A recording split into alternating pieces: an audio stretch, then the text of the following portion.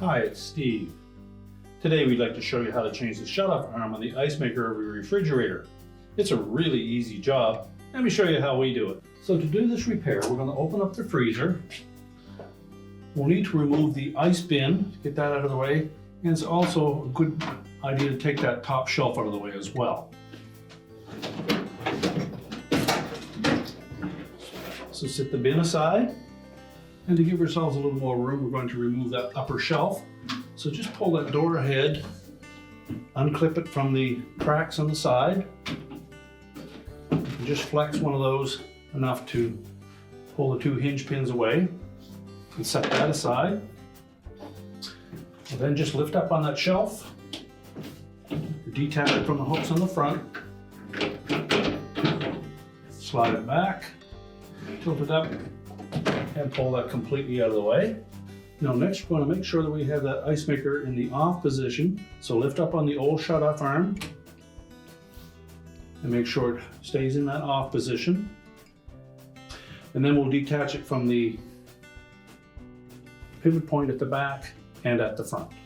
So next we're going to release the rear pivot point on that shutoff lever. So push it out of that opening. Now we need to use some caution while removing it from the ice maker head. We're just going to push back on that arm. And you'll see that it has a bent portion on there, so it'll only go in one position. We'll discard the old arm. So when installing the new shutoff arm, we'll start by putting the front portion in first. Well, we need to make sure that we line that up in the same angle that we'll remove the old one.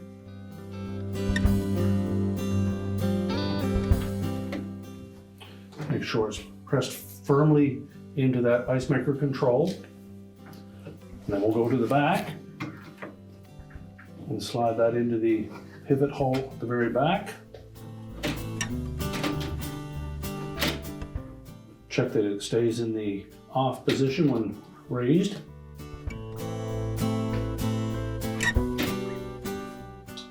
And now we're ready to put our shelving back in.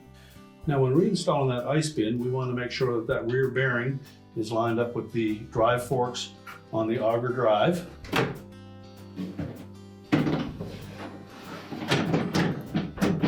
Make sure it's locked in place.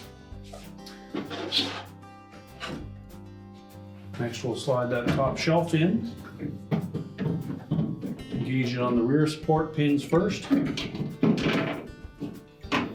it drop down, pull it forward, and make sure it's latched at the front.